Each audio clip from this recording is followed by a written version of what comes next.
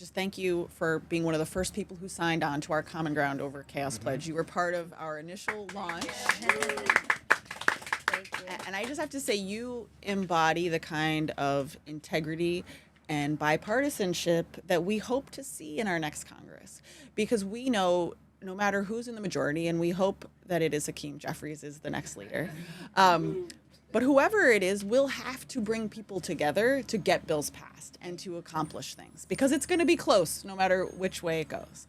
And so we know that you're one of those people and that you are going to actually get a lot done that'll make a difference for Long Island families. So thank you in advance. Well, thank you. Thank you for all your support. As I said earlier, I love the commercial. Thank you. And look, I mean, this should be a bipartisan issue.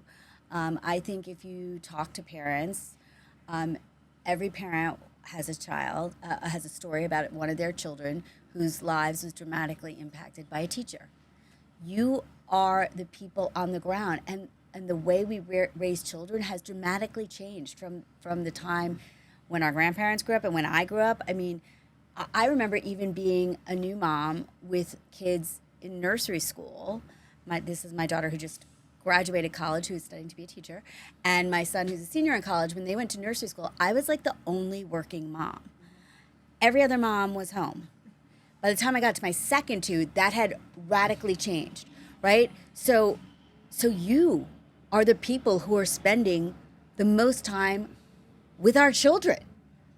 So that's why when I was supervisor and I would go to these legislative breakfasts, I would find out that I was finding out more about what was going on in the community from listening to the teachers who came or the superintendents who came, because they were telling me what was bubbling up from their kids to them, and that's how it got to me. And again, your role is beyond just teaching, addition.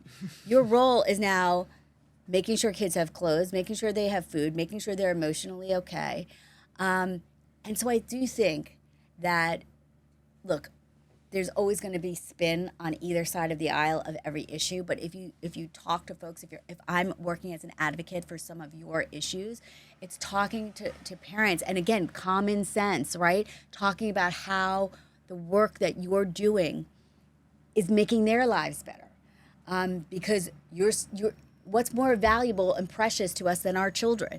That's why people come here. That's why people want to live in places like this and maybe put up with higher taxes, because we're supposed to have good schools, right?